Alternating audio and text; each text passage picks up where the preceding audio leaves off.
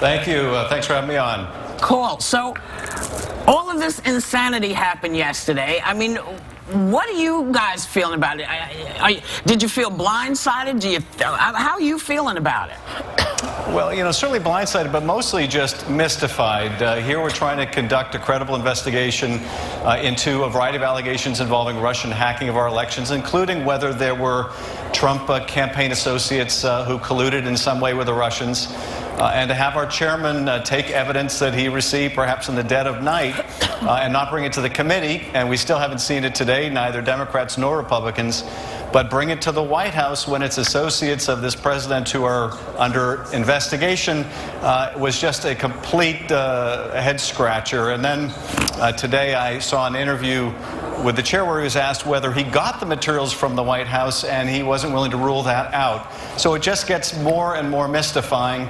And what concerns me is, you know, we need to do a real investigation of this, and we need to do it credibly. We need to do it in a nonpartisan way, and we can't have our chair acting as a compromise, as a surrogate for the administration. Yeah. He has to either have the surrogate role or the chairman role, but he can't do both. Congressman Jedediah here.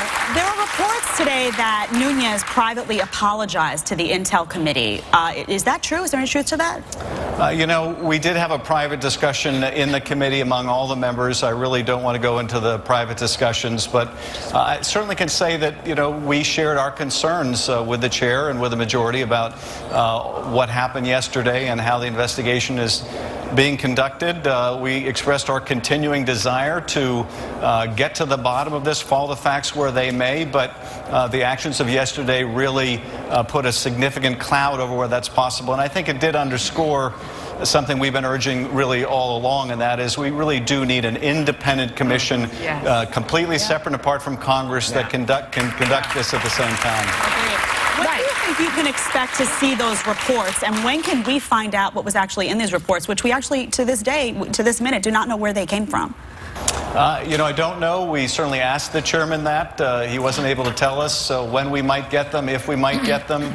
Right now, the only basis we have to know about anything in them is what the chair has related. So obviously it's impossible to evaluate any of this. I can't say even on the basis of what the chairman has said or represented about these intercepts, nothing in it vindicates the president in any way. Even according to the chairman's own representation, it didn't involve the Russia investigation. There's no evidence that the intercepts were anything but lawfully collected, which means that they weren't targeted at the president. So nothing in that contradicts what the director of the FBI said, the director of the NSA said, the Department of Justice said, which was essentially there's no basis for the president's slanderous accusation against his predecessor. Okay, this is Joy Behar speaking. You know, what do you think is his motivation, Nunes? He went to Paul Ryan before you, he went to the press before you, and of course he went to Trump before you, and Trump, of course, is the subject of the investigation. What was the motivation, do you think?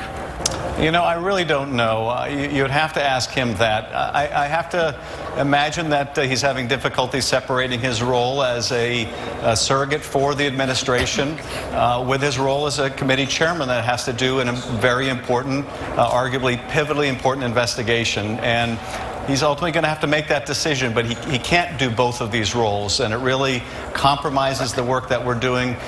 I think members on both sides of the aisle want to get to the bottom of this.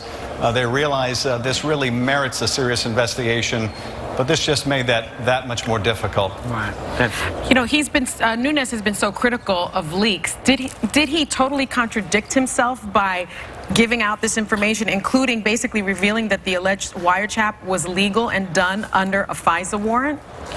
Well, we shouldn't be talking about FISA surveillance, and I think all the members, including the chairman, have to be very careful about that. There is certainly an irony here, given the administration has been so critical about anybody talking about FISA, particularly in the context of Michael Flynn, that the chair would now start talking about FISA publicly and mention that members of the Trump transition team were incidentally collected. That's really not something to be talking about publicly.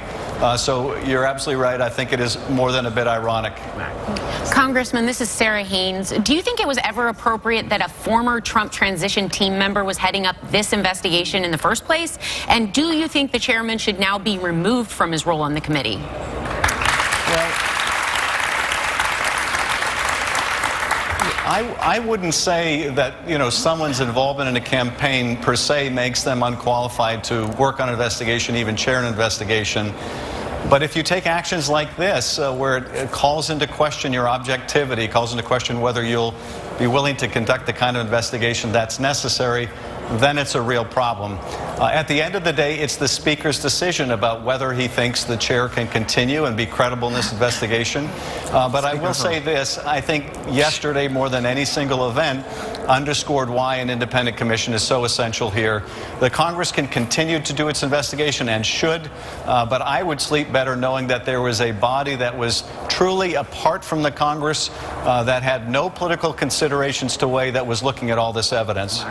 Congressman, you made yesterday what some are deeming a provocative statement by saying that there is more than circumstantial evidence now that the Trump camp colluded with Russia. Senator John McCain was critical of that. Others have been critical of that. Can you defend that statement? Yes, and I don't view it as the same bombshell that apparently they did. Look, I've said that I thought there was circumstantial evidence of collusion or coordination, and that there was direct evidence of deception, and no one had an issue with that. I don't think anyone really contested that. On the basis of the information we keep getting, I can say, in my opinion, it's now not purely circumstantial. We had the FBI director testify in open session about this, acknowledge an FBI investigation. Obviously, this is now public, and I think it's fair to say that that FBI investigation is justified, that wouldn't be done on the basis of not credible allegations, and so I think it's appropriate to talk in general terms about the evidence, but I don't think it's appropriate for us to go into specifics and say this is what we know, from this piece of classified information, or this is what we know from this witness. But I do think in this investigation where the public is hungry for information, it is important that we try to keep the public in the loop. That's why we're having public hearings. Well, you all have your work cut out for you. You got this health care bill you're voting on tonight, and, let's hope that it does not pass, because it's not a good bill. Thank you, Congressman Adam Schiff. Next time, when this sort of dust settles, you should come up and just sit with us, because I think you might have a good time with us, and we could pepper you with lots more questions. I look forward to it. You're on. All set.